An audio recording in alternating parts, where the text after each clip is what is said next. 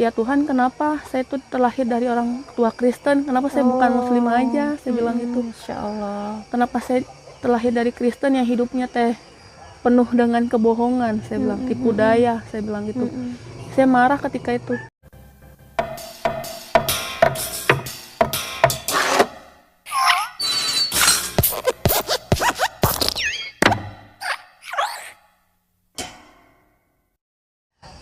Assalamualaikum. Saya nama aslinya Lois Eunike Domanita Simanjuntak. Saya lahir di Jakarta 2 Maret 1993. Saya dari keluarga besar Kristen Protestan, aliran Kristen Protestan yang taat beragama. Berarti kalau Simanjuntak aslinya Batak ya? Ya. Jadi keluarga besar, papa sama mama, seluruh keluarga besarnya itu aslinya dari Medan. Jadi sukunya suku Batak. Hanya saja tinggal saya lahir di Jakarta, dari TK sampai SD, kelas 3 SD. Lalu kelas 4 SD saya pindah ke Pekanbaru. Sampai jenjang SMA saya di Pekanbaru.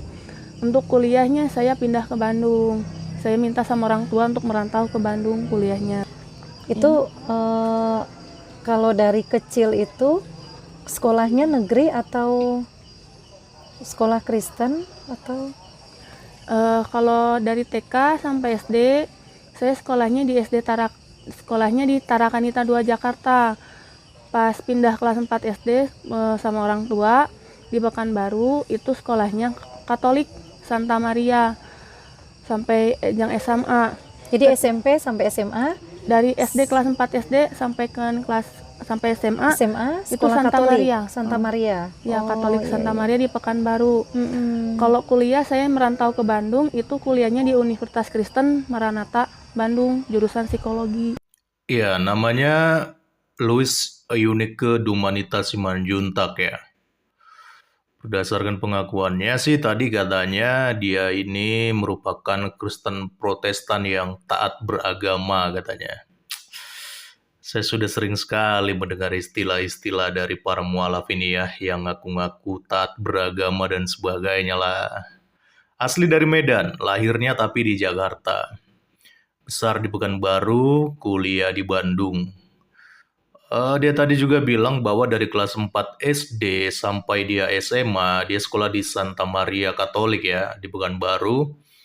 Baru kemudian dia melanjutkan kuliah di Universitas Kristen Maranatha Bandung mengambil jurusan psikologi. Jadi memang dia punya basic Kristen yang cukup kuat ya dari segi di mana dia menempuh pendidikan. Ditambah lagi katanya tadi dia merupakan Kristen Protestan yang taat beragama. Tapi kita akan tahu nanti benar gak sih dia ini seorang yang taat beragama.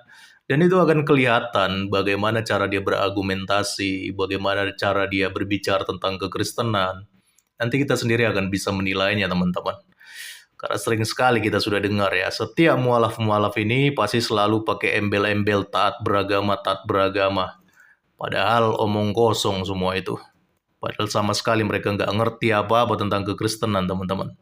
Saya kuliah ke Bandung, minta sama orang tua, minta orang tua untuk kuliah ke Bandung. Alhamdulillah pas di Bandung lah saya mengenal Islam itu lewat dari akhlak orang-orang muslim di sekitar kampus, karena kan di sekitar kampus tuh mayoritasnya muslim dan banyak-banyak masjid di sana. Saya melihat akhlak mereka itu baik, jadi ramah. Kan saya kenal orang Sunda teh ternyata ramah, kata saya teh sopan. Terus kalau saya masuk ke dalam ruangan mbak-mbak di kosan, kan saya di kosan tuh yang bersih-bersihnya itu orang muslim semua. Jadi kalau saya masuk ke ruangannya tuh saya perhatikan kenapa ya bersih banget, ini bersih banget itu. Jadi senang bebersih. Jadi saya melihat akhlak dan juga toleransi beragamanya itu tinggi. Masya Allah. Toleransi, dari situ saya mulai tertariknya. Mulai jatuh cinta ya? Ya, dari akhlak pertamanya. Awal dia mulai mengenal Islam, itu ketika dia pernah minta ke orang tuanya supaya kuliah di Bandung ya. di Universitas Kristen Maranatha Bandung tadi yang ngambil jurusan psikologi tadi ya teman-teman. Jadi di Bandung awal mula mengenal Islam gara-gara dia melihat akhlak orang-orang Islam itu baik katanya. Jadi dia lihat di kos-kosan ada mbak-mbak ya tukang bersih-bersih ya. Ya mungkin pembantu lah di kos-kosan tersebut yang orang Muslim katanya. Jadi dia penasaran kenapa ya kok orang-orang Muslim ini yang bertugas sebagai tukang bersih-bersih, mereka ini orangnya bersih-bersih banget katanya, akhlaknya baik, bersih katanya.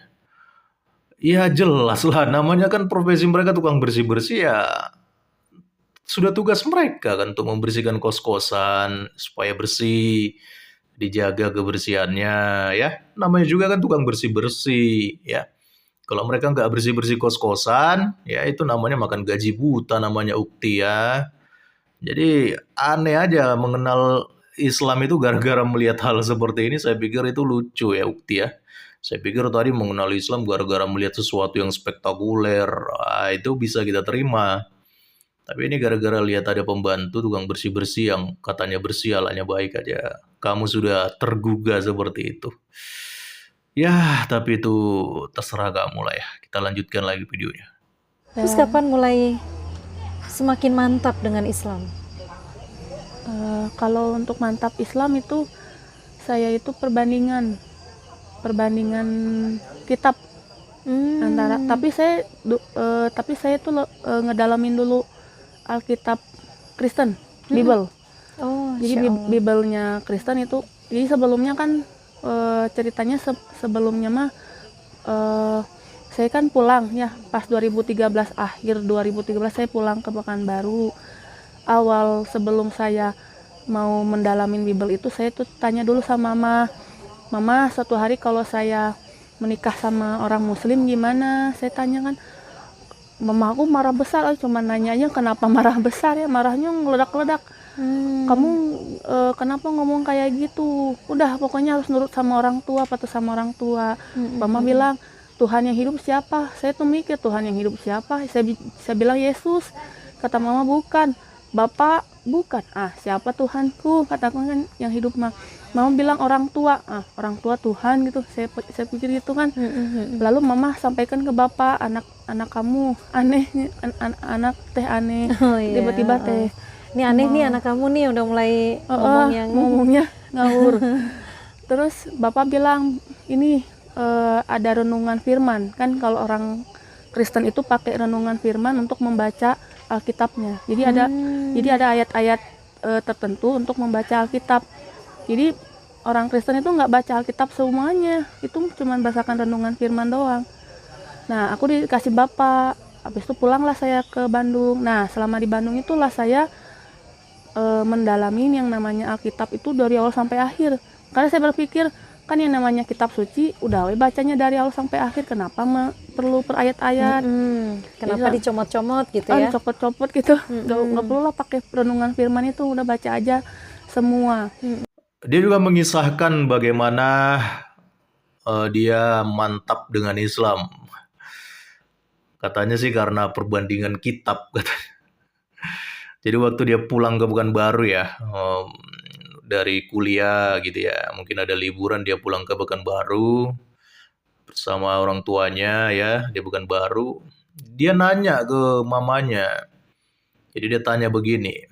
Ini sebenarnya sih udah nggak nyambung ya. Tadi katanya gara-gara dia perbandingan kitab. Tapi nanya ke mamanya, dia nanya apa? Saya pikir tanyanya tentang teologi, tentang Alkitab. Tapi dia bilang begini, nanti kalau saya nikah sama orang Muslim gimana? Katanya dia tanya ini sama mamanya.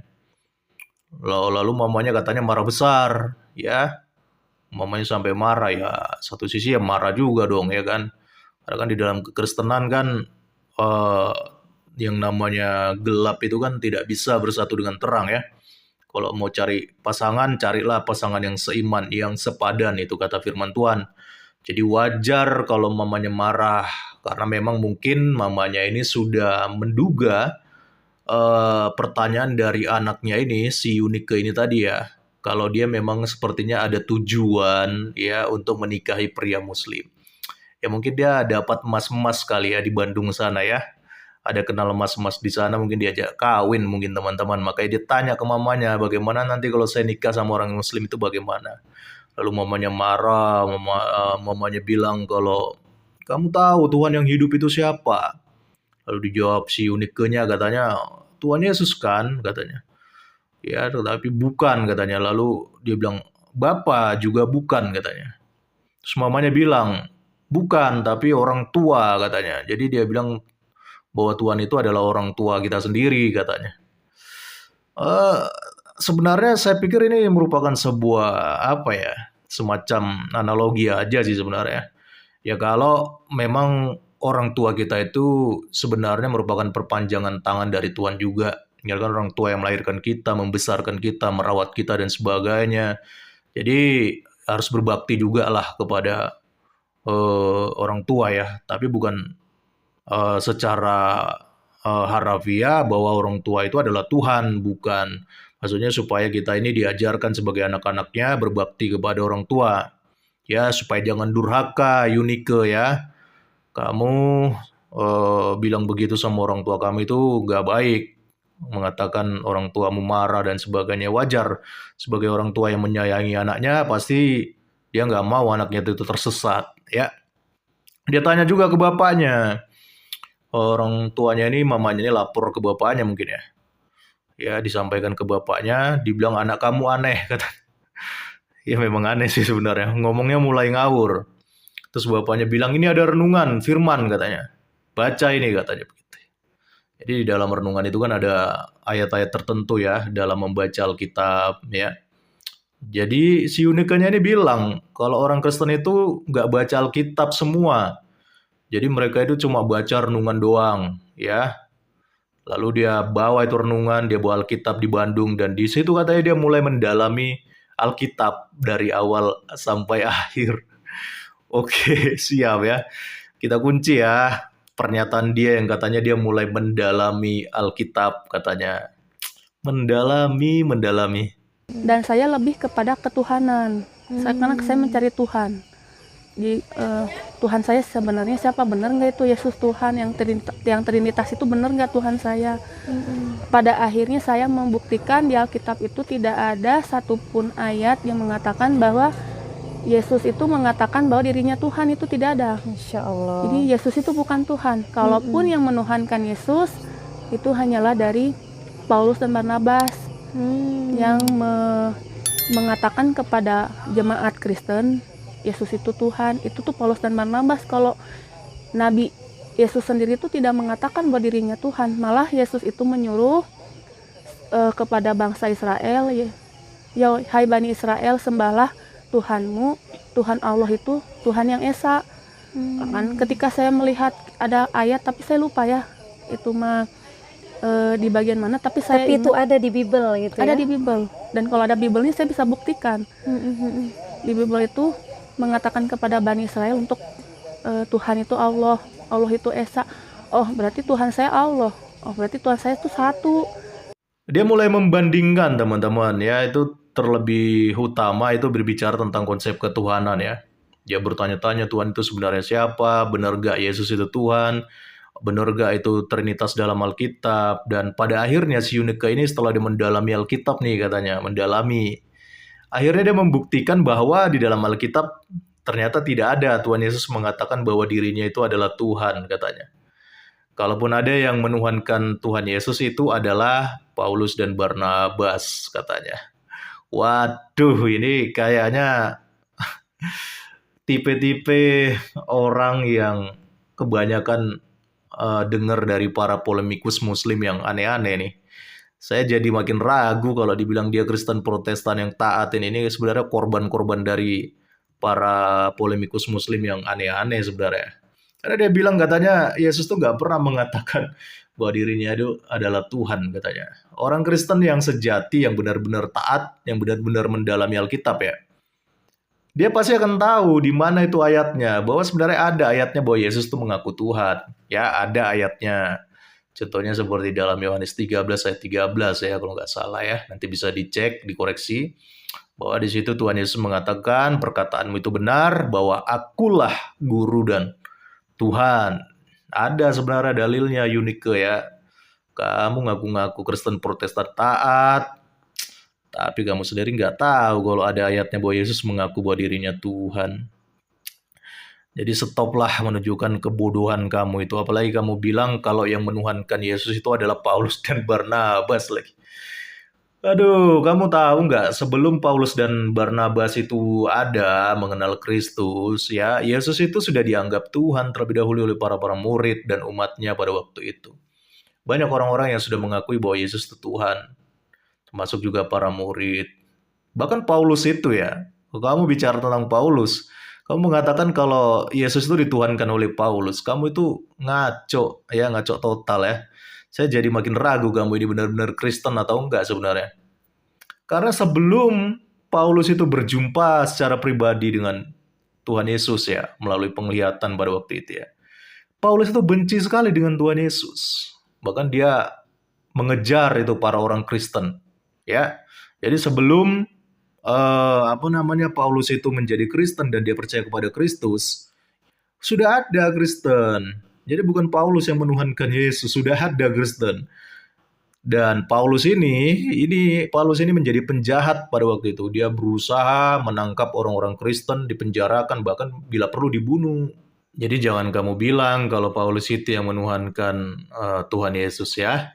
Karena pada awalnya Paulus sendiri pun tidak percaya bahwa Yesus itu adalah Tuhan. Tapi kemudian akhirnya dia percaya karena dia mengalami perjumpaan dengan Yesus secara pribadi ya.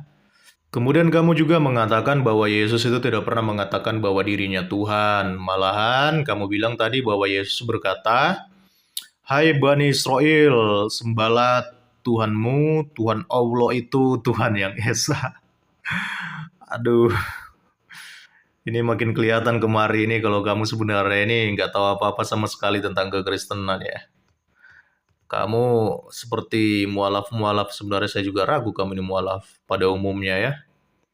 Berlaga mendalami Alkitab, padahal sebenarnya kamu itu nggak ngerti apa-apa tentang Alkitab, bahkan kamu kutip ayat saja udah salah. Bahkan kamu pelintir lagi pakai kata-kata Allah di situ, padahal tidak ada kata Allah di situ ya. Jadi sebenarnya yang kamu kutip itu tadi Markus 12 ayat 29 ya. Sebenarnya begini bunyinya, jawab Yesus, hukum yang terutama ialah, dengarlah hai orang Israel, Tuhan Allah kita, Tuhan itu Esa. Ya, jadi tidak seperti yang kamu tadi katakan. Ya, tadi kan kamu bilang, hai Bani Israel, sembahlah Tuhanmu. Ya, Tuhan Allah itu Tuhan yang Esa. Nggak ada kata-kata sembahlah Tuhanmu di situ. Jadi kamu ini sok mendalam Alkitab, ternyata kamu nggak lebih dari seorang yang ngaku-ngaku sebagai Kristen taat, tapi ternyata cuma tukang pelintir-pelintir ayat Alkitab dan menambah-nambahkan ayat Alkitab ya. Kacau kamu nih Yunike. Nah, ketika itu saya dibongkar-bongkar, saya mulai ngerasa ini nggak benar, kata saya teh nggak benar. Ya udah ya Maryam, ketiganya kan Maria kalau di Kristen mah. Iya.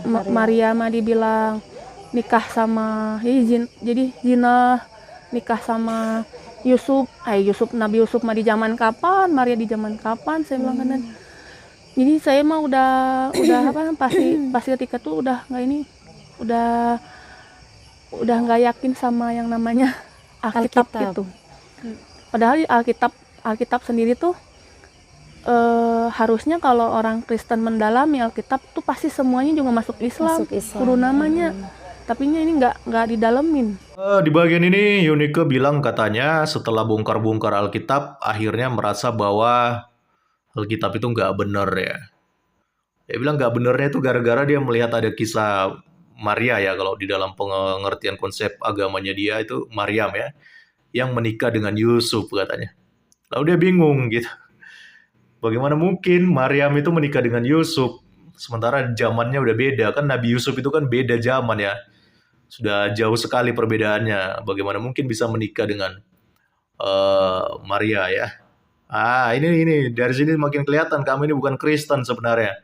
Ya, kamu nggak bisa membedakan Yusuf yang bertunangan dengan Maria dengan Nabi Yusuf ya, yang merupakan keturunan dari Yakub ya. ya, merupakan keturunan dari 12 suku Israel itu ya. Ini makin kelihatan ngaco kamu di sini. Jadi memang ada dua Yusuf, ya, bukan hanya satu. Satu itu adalah Yusuf yang pada waktu itu dia merupakan keturunan daripada Yakub, yang dia sempat menjadi seorang pemimpin di Mesir. Itu beda dengan Yusuf yang menjadi tunangannya Maria. Aduh, kamu ini mendalami Alkitab apa sih sebenarnya? Kenapa kamu mengaku mendalami Alkitab, tapi kamu kisah Yusuf aja kamu nggak tahu, nggak bisa bedakan antara Yusuf tunangannya Maria dengan Yusuf yang merupakan anak daripada Yakub. Makin kacau kamu kemarin nih. Apalagi kamu pakai istilah segala lagi kalau orang Kristen yang mendalami Alkitab pasti semuanya masuk Islam. Logika kamu itu kebalik. Ya justru orang Kristen yang tidak tahu Alkitab seperti kamu, baru itu namanya masuk Islam. Tapi kalau kamu bilang orang Kristen yang mendalami Alkitab pasti masuk Islam, nah itu tolol namanya. Nggak ada konsep seperti itu. Justru orang Kristen kalau dia mendalami Alkitab maka imannya semakin kuat.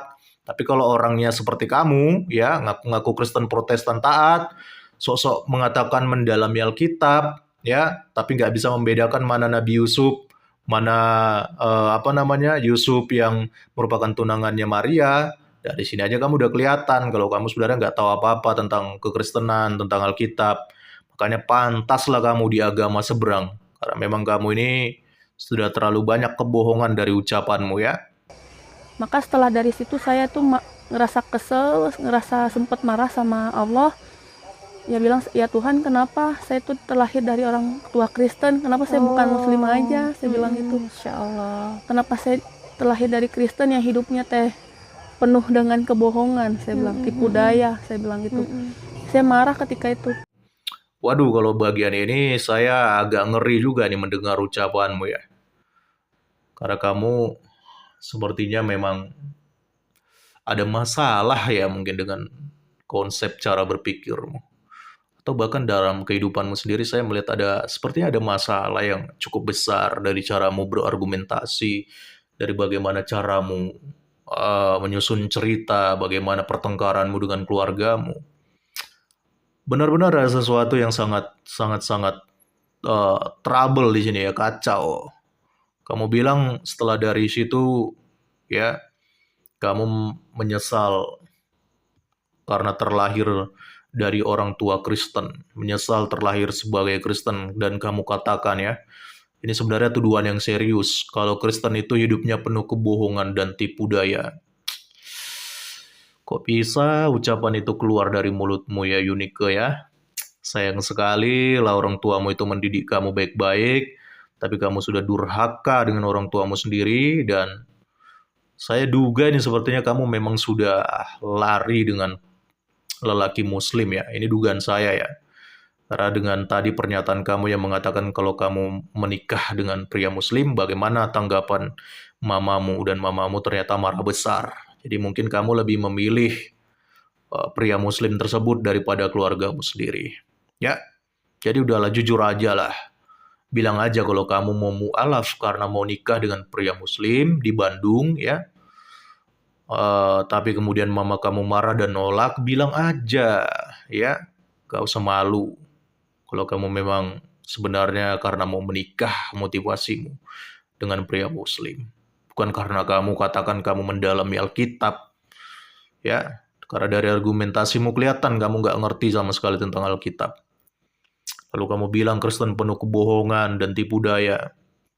Padahal sebenarnya justru kamu yang bohong dan tidak tahu apa-apa tentang Kristen. Kamu pelintir-pelintir lagi ayat Alkitab.